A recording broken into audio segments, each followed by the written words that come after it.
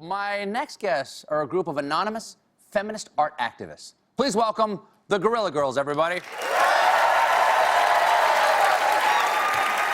Thank you all for being here. I feel terrible. I don't have any candy left. Who are you and how long have you been doing what you do? What is the Guerrilla Girls? Well, we're the Guerrilla Girls. In 1985, we were baby artists. Some of us were baby artists.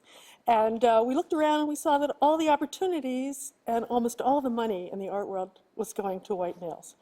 And no one really cared about it, so we decided that we would put up some provocative posters in the streets and try to get people to talk about it. And here's one of them right here, this poster right here. Do women have to be naked to get into the Met Museum? Because it said only 5% of the exhibition. It says that only 5% of the artists in the modern art section are women, but 85% of the nudes are female. Why is it important to protest to get more women into an art museum? Why choose art as a place for feminism? When I go to an art museum, I don't know a lot about art, but I know what's in the museum. And I don't necessarily know whether the person painting is a male or a female. Can art speak for itself, or does it have to be gender identified? Well, I mean, every decision, aesthetic decision, has a value behind it. And if all the decisions are being made by the same people, then, you know, the art will never look like the whole of our culture. And right now, the art world is kind of run by, you know, billionaire art collectors who buy art that appeal to their values.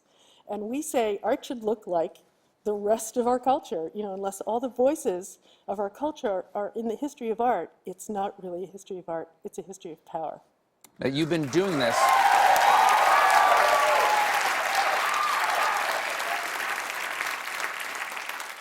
You've been doing this for 30 years now, and I imagine it's getting fairly steamy in those masks at this point.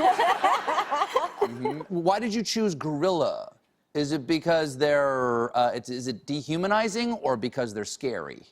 Well, first we were guerrillas, you know, freedom fighters, guerrillas, and then we got some press requests, and we wanted to have our pictures, but we were anonymous, we wanted to hide ourselves. So one of our early members was a really bad speller, and we were sitting at a meeting one day, and she spelled guerrilla, gorilla, and it was like, wow.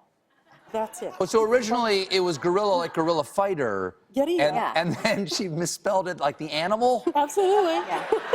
And you just went with it? Well, it was a message from heaven. Have you guys ever been found out? That's a really good question. Thank you. People have tried to find out who we are, but this whole anonymity thing is so delicious, and it's weird in one way because you don't know who we are, but it attracts attention to our cause.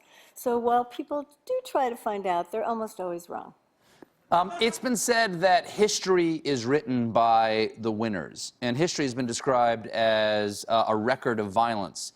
Is the art world also a record of violence in and of itself? Yes. Okay, how so? It's my metaphor, but explain it to me. Because for years, kings and queens told us what art was all about. We don't live in a monarchy Pictures of anymore. them. It was pictures of them a lot. Mostly. Yes. So now, you know, we aspire to a democratic society, and art should be about the culture, all of us. It should be about art production.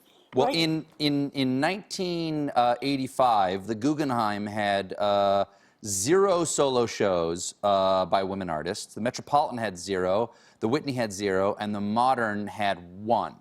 Okay? 30 years later, the Guggenheim had 1, the Metropolitan had 1, the Whitney had 1, and the Modern had 2. Yeah, and that's the progress we've made That's in 30 years. And that's the whole problem, because I think a lot of people thought that it was an issue in the 70s and the 80s, and then it got solved. But it hasn't. We're still seeing such terrible numbers. which is why, sadly, we need to keep doing this. Now, is the art world like more important than other aspects for feminism, or is it merely your focus? Because there are other things you could protest. You could protest women. There aren't a lot of representation in Congress. There's not a lot of representation in the tech world, in the Matador world, on late night TV. There's not a lot. Yeah. You know, why choose art? Well, we are artists, so we started out in the art world. But very quickly, what we did was invent this way of using facts and humor to twist an issue around and present it in a different way that might change people's minds. So we have spread out to politics, film. Now, a lot of the art museums are supported by billionaire donors. Do they make the call of what goes into the museums? Okay, today, more and more billionaire collectors and billionaire art dealers, a few of them, control the art world. They sit on the boards of museums, and they have to pay for what the museums want to collect, and they're much more likely to give money for art that they already have. And most of them have the same cookie-cutter collections of art that cost the most. There's so many great artists out there. There's too much discrimination. Well, the Guerrilla Girls are taking over the Twin Cities starting January 18th. They're the Guerrilla Girls, everybody. Thank you so much for being here.